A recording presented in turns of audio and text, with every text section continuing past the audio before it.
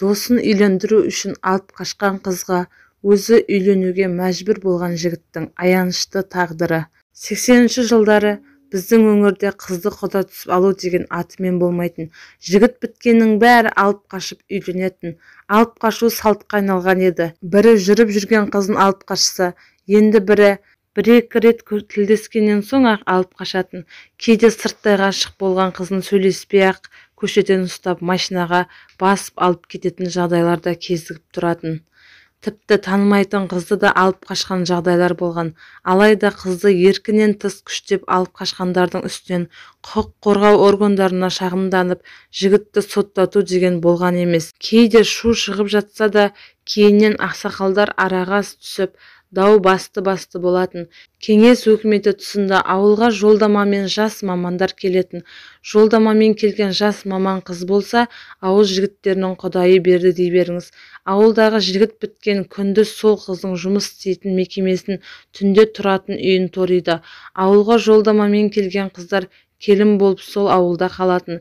Әйтеуір сол ауылдың бір жігітінің торына түсетін. Біз 10-шы сыныпты бітірген жылы ауылға техникум бітірген 2 қыз жолдамамен жұмысқа келді. Бірі сұңғақ бойлы аққұба келген әдемше, екіншісі орта бойлы, өңсіздеу қара қыз болатын.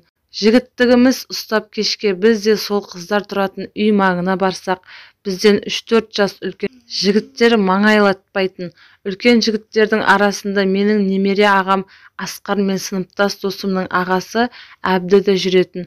Сыныптас досымның әкесі ертерек қайтыс болған, тұрмыс жағдайларда нашарлау болатын. Анасы қара реңді кісі еді.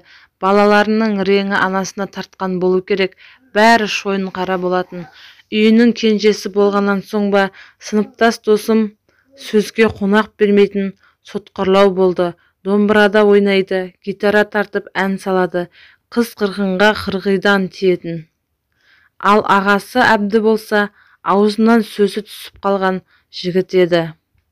Түр тұлғасы да онша емес. Ауылдың қыздары оны менсінбейтін. Сондықтан достары оны жолдамамен келген қыздың қара торысы Сәрсенгүлмен табыстырмақ болады. Жиі кеш ұйымдастырады. Оңдайлы ойлары Әбді мен Сәрсенгүлді жақындастыру. Алайда Сәрсенгүл Әбдіні ұната қоймады. Достары жеңетайлық жасап, Әбдіні қанша мақтаса да, қыз ыңғай танытпайды. Сонан соң достар өзара ақылдасып, Сәрсенгүлді алып қашуды ұйғарады. Кешке үйде теледидар қарап отырғам, ентігіп, есіктен сыныптас досым кірді. Екі езуі екі құлақта. Ағам келіншек алып келді деді. Әдетте келіншек алып келген үйге қыз жігіттер жиналып кеш өтеді. Жылдам киініп досымның үйіне қарай жүгірдік. Олардың үйі мен біздің үйдің арасында 5-6 үй болатын. Барсақ айғай шу, қыз көнбей жатыр екен. Үлкен апалар мен әжелер бірінен соң бірі кіріп, ақылға шақырғанмен қыз көнбеді.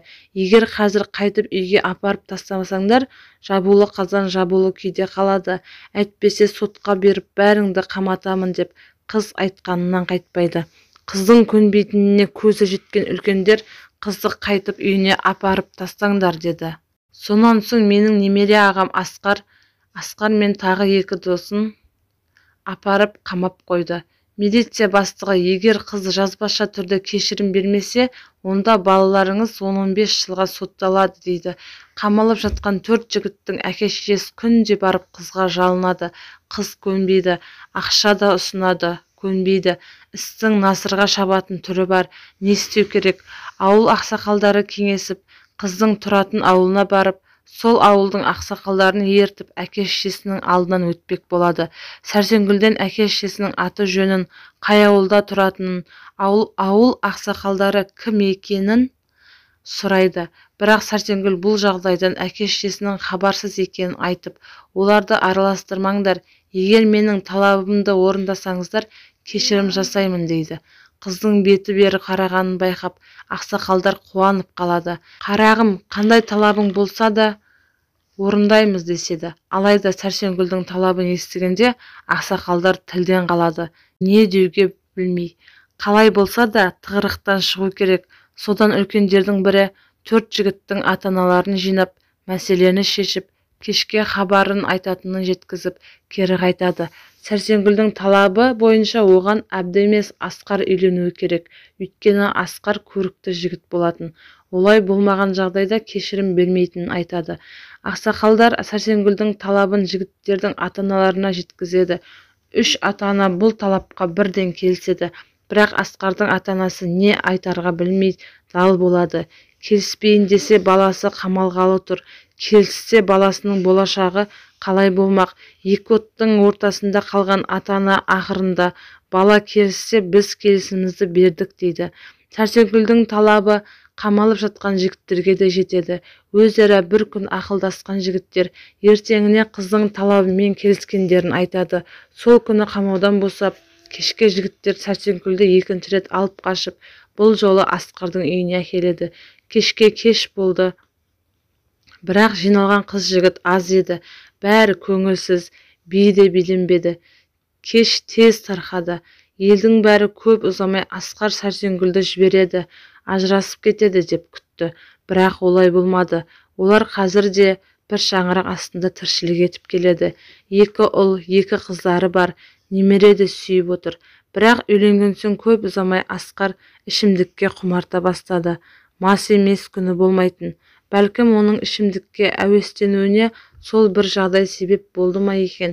Асқардың жан дүниесі не күйде екені алдымен Аллаға, сосын өзіне ғана аян. Асқар мен Сәрсенгүлді бақытты ғұмыр кешті деп айта алмаймын. Араққа мас болып келетін Асқардың үйінде күнде ұрыс болатын. Бәлкім сол кезде Асқар Сәрсенгүлдің талабын қабыл алмау керек педі. Сонда екеуі де өз бақыттарын табар ма? Онда Асқар мас күнемдікке салынбас педі. Достар, менің әңгімем қызық болса, комментарий қалдырып, лайк басып, қазақша каналды қолдап кетіңіз. Сіздің әрбір басқан лайкіңіз, комментарийіңіз мен үшін маңызды. Алдын ала рахмет.